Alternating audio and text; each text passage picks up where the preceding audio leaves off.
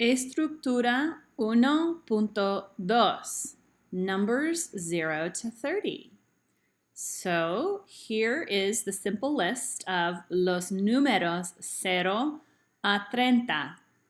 0, 1, 2, 3, 4, 5, 6, 7, 8, 9, 10.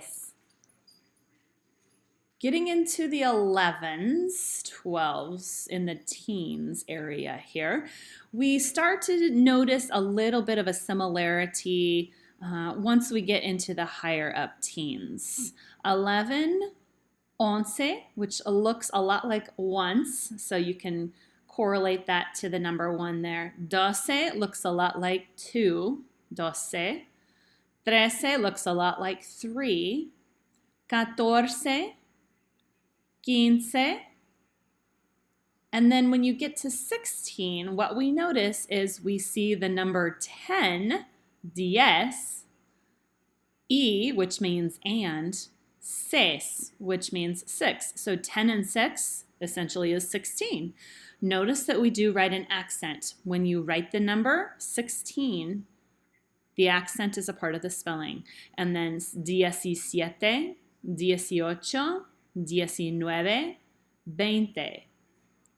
Then we go into 20 and 1, 21, 20 and 2, 22, notice the accent, 23, notice the accent, 24, 25, 26, notice the accent, 27, 28, 29, 30. Okay, taking this a little bit further, the number uno, which is 1, and the numbers ending in uno, such as 21, and then this will continue on into the 30s and 40s. 31, 41. Okay, so any numbers that end in uno have more than one form. And so this goes back to the concept of masculine and feminine. So before masculine nouns, uno will shorten to un, and before feminine nouns, uno changes to una. So for example, when we say one man, it's un hombre. It's not uno hombre. So we shorten it to un hombre. And then when we have a number such as 21, 21 hombres, it ends in un, and also notice that when we've added on the uno, or the un in this case, onto the end of 20, we're going to need to remember that we need to put an accent here. 21 hombres. Una mujer, so one woman. 21 mujeres. Because we're talking about women, we're going to use the feminine form of uno. Okay, so this is the only number that works like this.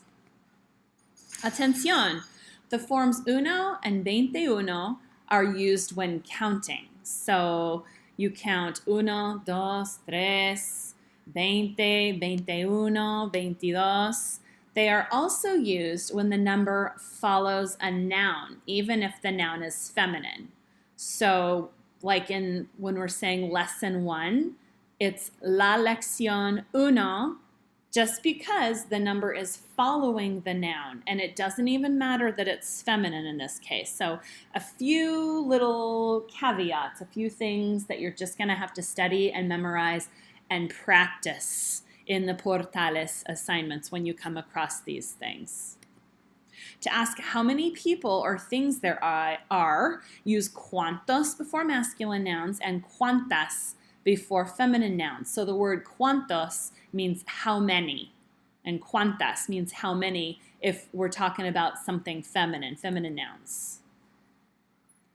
The Spanish equivalent of both there is and there are is a simple word. It's pronounced I. It looks like hey that we have in English, but it's not pronounced. H in Spanish is always silent.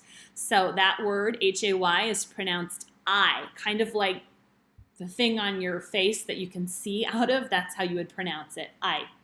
Use I to ask is there or are there. use no hay to express that there is not or there are not things. So let's look at a couple of examples here. ¿Cuántos estudiantes hay? How many students are there? Hay 6 estudiantes en la foto. So there are 6 students in the photograph. Hay chicos en la fotografía. Are there guys? Are there boys in the photo? Hay 3 chicas y no hay chicos. So there are 3 girls and there are no guys. So no hay is just the expression of there are not. And I believe that brings us to the end of Estructura 1.2, los números 0 a 30.